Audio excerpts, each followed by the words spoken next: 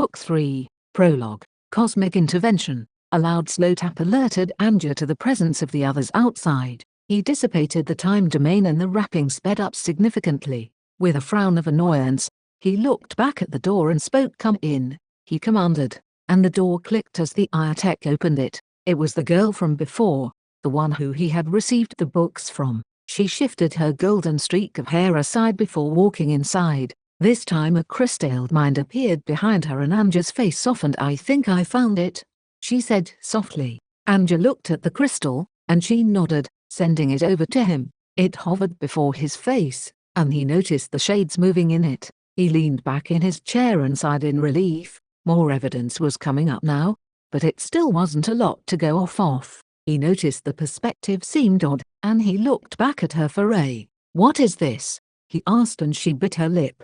"I had to look into the recent deaths of animals on that world. This is one of the rodent-like creatures. It was hard to get because when the shades appear, they seem to kill most life around them and the crystal mines seem to vanish. I wouldn't have been able to retrieve it if not for you encouraging me to look at recent crystalled mines," she answered. "They vanish." Anja's eyes were wide. This would make sense for why there weren't a lot of mines with records of the shades, but this alone should be impossible. He drew on the power of the room and summoned another chair for her to sit on. The books she had given to him were of animals, who had seen the events of different people. It was then that they began to notice the missing records. It really was like time was stolen, like missing history, yet far more problematic. He wondered which time thief was responsible for this. "Can you show me where you found this?" he asked as she sat down. She folded her leg over the other and nodded. "I figured you would ask," she hummed as she swept her hand in his space,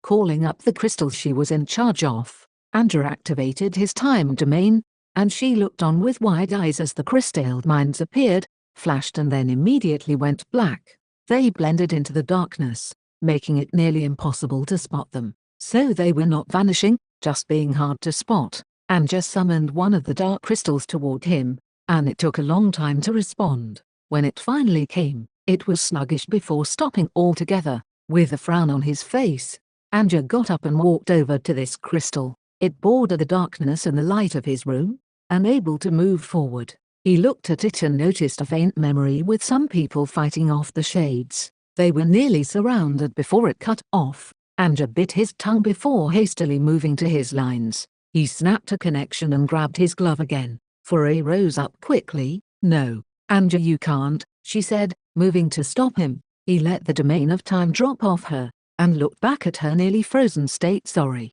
but I can't let them die like that," he said, knowing she wouldn't hear it very well. He scratched at his horns and then his scalp. This was more complicated than last time, but it was still the same. They were on the verge of figuring this out, and he needed to have more survivors. The line connected, and Anja grinned as he recalled his last encounter. Perhaps, this time, he could get the answers he sought. With a move of his hand, he shifted into the connection and felt the tug as he moved to that location. His golden eyes cast about, drawing on the darkish landscape and the shades that quickly moved away from him. They still looked nearly the same as the last time several decades ago. "Bard," one of the locals screamed. Anja's horns itched as he drew on the power of the moon. It was severely weakened with the covered sky, but he managed to illuminate his surrounding with a white light. A gunshot alerted him of the new location of some of the people, and he fired out some attacks at the shades in that direction.